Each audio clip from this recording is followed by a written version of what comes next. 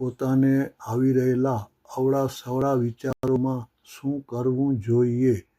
પોતે જ ભૂતકાળમાં વિચારોરૂપી જેવા કર્મરૂપી બીજ રોપ્યા હોય એના પ્રાપ્ત થતા ફળ પ્રમાણે હમણાં વર્તમાનમાં પોતાને નિરંતર વિચારો આવે છે અને ભૂતકાળમાં વિલીન થઈ જાય છે.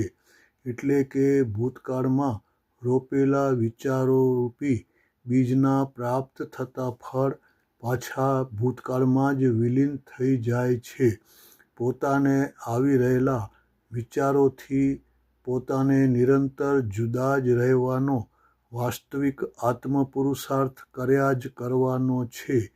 તો પોતાને આવતા વિચારોની માનસિક અવળી કે સવળી અસર બિલકુલ જરા પણ નહીં જ થાય.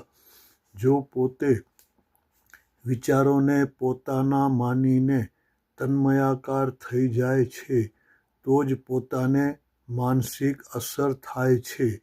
એટલે જ ભૂતકાળના આવી રહેલા વિચારોને ભૂલી જવું અને ભવિષ્યના આવતા વિચારોમાં ભળીને તન્મયાકારમય ન જ થવું, પણ આવતા જતા વિચારોમાં અંદરની આંતરિક અવસ્થામાં પૂર્ણ સ્થિર જ રહેવું, વિચારોમાં વિચલિત ન જ થવું, તો વિચાર સહજાસહજ આવતા જ રહેશે અને સહજાસહજ ભૂતકાળમાં વિલીન થયા જ કરશે.